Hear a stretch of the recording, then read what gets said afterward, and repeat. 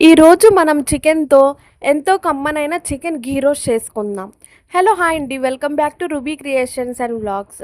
మనం చికెన్‌తో ఎన్నో రకాల వంటకాలు చేస్తూ ఉంటాము. అలాగే ఈ చికెన్ ఘీ రోస్ట్ కూడా చాలా ప్రత్యేకమైనది. ఒక్కసారి ఇలా ట్రై చేయండి. చాలా బావుంటుంది.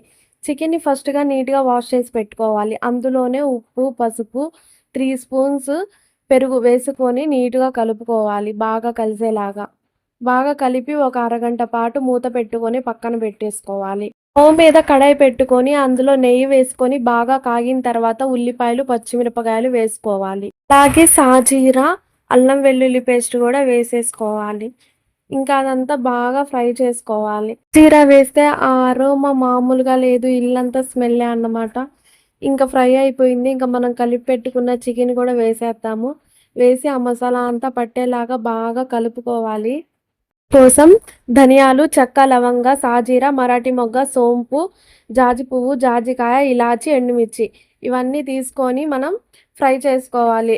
మసాలా ఐటమ్స్ ఫ్రై అయ్యేటప్పుడు అసలు మన ఇల్లంతా గుమగుమలే అన్నమాట. అంత మంచి స్మెల్ ఒస్తది. ఇంకా చికెన్ గూడా ఫ్రై అయిపోయింది. ఇంక మసాలా వేసేసి బాగా కలుపుకోవాలి. అసలు ఈ మసాలా ఫ్లేవర్ మాత్రం మామూలుగా ఉండదు. ఒక్కసారి ట్రై చేయండి ఇలాగా. చాలా బావుంటది టేస్ట్.